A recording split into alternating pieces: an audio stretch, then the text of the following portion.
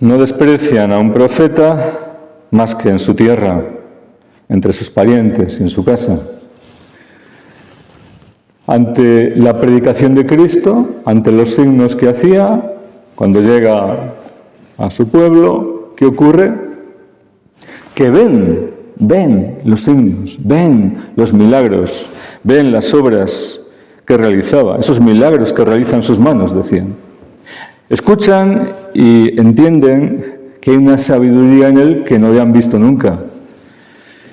Y se preguntaban, ¿de dónde saca todo eso? Pero en vez de sacar la conclusión correcta, en vez de interpretar adecuadamente esos signos, en vez de darles el valor que tenían y querer aprovecharlos, y a través de esos signos llegar a la realidad que tenían delante de sus ojos, de que en Cristo se estaban cumpliendo todas las promesas de la ley, de los profetas, que él era el Mesías, más que un profeta. Pero ni siquiera llegaban a esa consideración de profeta.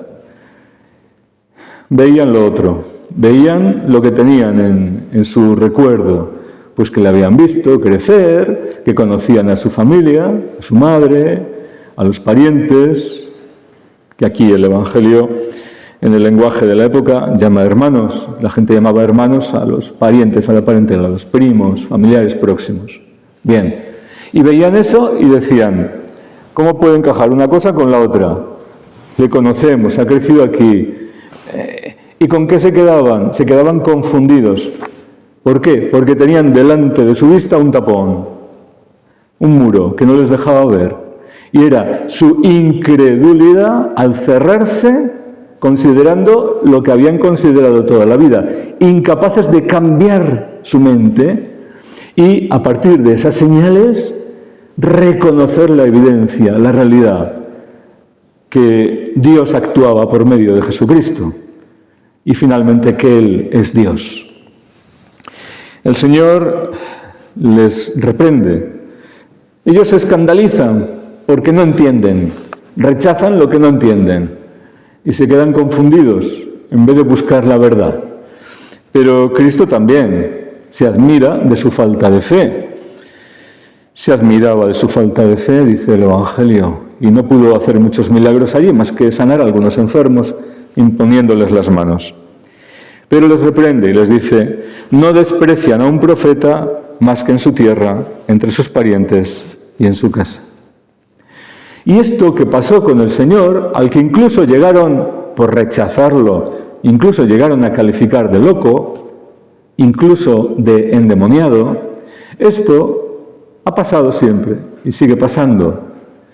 Cuando Dios envía a alguien que actúa en su nombre, en obediencia a Él, que transmite su palabra, incluso que le acompañan signos de que Dios está con esa persona, los hombres muchas veces se quedan con la parte humana, se quedan con lo que conocen o no quieren reconocer porque no les interesa a lo mejor el mensaje que viene del cielo, el mensaje de Dios. Porque claro, el verdadero profeta trae un mensaje que no es humano, que es divino. Y como no es humano, no es lo que los hombres normalmente queremos escuchar. Algo que satisface a nuestros oídos, que nos agrada y que nos deja tranquilos. La palabra de Dios tiene toda autoridad, todo poder, toda luz, es fuerza de salvación, es fuerza de vida, pero necesariamente nos descoloca, es decir, nos desinstala, nos saca de nuestros criterios equivocados para que adquiramos, encontremos la verdad, la luz de lo alto. Por eso, el Señor sigue esperando que hoy nosotros escuchemos su voz y no seamos como el pueblo de Israel que ante la profecía de Ezequiel le dice Dios, reconocerán que hubo un profeta, pero tal vez cuando sea tarde. Te hagan caso o no te hagan caso, pues son un pueblo rebelde. Reconocerán que hubo un profeta en medio de ellos. Es decir, al profeta le anima, tú sé fiel a lo que te he mandado. Que te hacen caso, mejor, desde luego. Que no te hacen caso, pues triste por ellos, que les haya enviado mi palabra y no la quieran reconocer ni aceptar. tú sé fiel al mandato que has recibido. Pero la realidad es que son un pueblo rebelde. Y es ese problema del oído espiritual el que los hombres tenemos que sanar. No tanto el problema de si lo que recibimos, el mensaje que nos llega de parte del cielo, encaja o no encaja con lo que quisiéramos oír, sino que nuestro oído tiene que cambiar, nuestro corazón rebelde y obstinado, para aceptar con docilidad la verdad que nos puede salvar, que nos viene a buscar porque nos ama. Dios se revela por eso, por amor, y por eso busca nuestro bien. Por tanto, toda palabra verdadera de Dios busca nuestra salvación, pero nos muestra un camino que normalmente es distinto a nuestros caminos, porque los pensamientos de Dios son distintos, mucho más elevados y perfectos. Por eso hay que estar atentos para no perdernos la palabra de Dios. Y tenemos la palabra de Dios, no solo en la Escritura, en la revelación pública, sino que Dios habla, y habla hoy, y nos habla a nosotros por tantos medios, y a veces también por medio de hombres, a través de personas. Usa personas de carne y hueso, normales, con fallos incluso, claro que sí, pero usa personas para transmitirnos su palabra, para decirnos algo. Y a veces quedamos sorprendidos con algo que nos ha dicho incluso un niño, porque Dios puede hablar por medio de un niño, claro que lo hace. Y esa palabra tan especial que ha dicho, y esa sabiduría, y nos quedamos a lo mejor confundidos y no le damos importancia. Y a lo mejor Dios nos estaba hablando.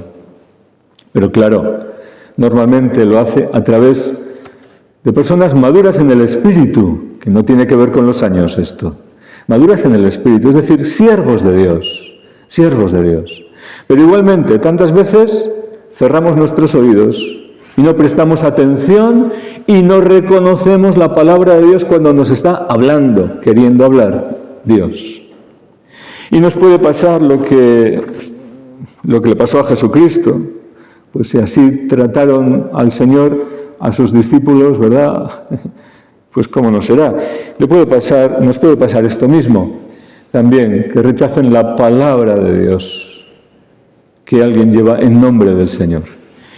Y cuando los hombres rechazamos la palabra de Dios, porque no reconocemos la voz de Dios cuando nos está hablando, repito, por muchos medios, uno de ellos a través de personas, lo que puede ocurrir es que tampoco reconozcamos la palabra del diablo, porque el diablo también habla, también insinúa, también nos quiere llevar por un camino, pero opuesto, diferente, ¿verdad? Y a veces, como no entendemos los caminos de Dios, que superan nuestra mentalidad, también nos pasa que no entendemos los caminos del diablo. Y cuando el diablo nos ofrece algo que parece bueno, pues a lo mejor no nos damos cuenta, porque hemos endurecido nuestros oídos y nuestro corazón a la voz de Dios. Ahora nos tragamos el engaño del diablo, que no va a venir normalmente ofreciéndonos algo muy malo, claramente nocivo para nosotros, sino que, como usa el engaño, normalmente va a entrar con algo apetecible, con algo aparentemente bueno, pero que no es la voluntad de Dios, que nos saca del plan de Dios. Igual que no hemos reconocido la voz de Dios, porque nos hemos endurecido, ahora tampoco reconocemos la voz del diablo e incluso valoramos que eso está muy bien, sí, que eso incluso parece que viene de Dios. La ceguera y la sordera espiritual haciendo estragos. Por eso tenemos que estar atentos a la voz de Dios y conocerle más, para que en el conocimiento, que significa obediencia, sumisión, amor, adoración a Cristo, Él nos sane nuestros oídos, sane nuestro corazón, para que podamos estar atentos a su voz y reconocer las señales de su presencia, de su palabra, de su acción, para que no nos confundamos guiados por nuestros criterios, por lo que nos parece aceptable, porque Dios siempre tiene mucha más luz que la que tenemos nosotros. Somos nosotros los que tenemos que cambiar y aprender y reconocer la verdad.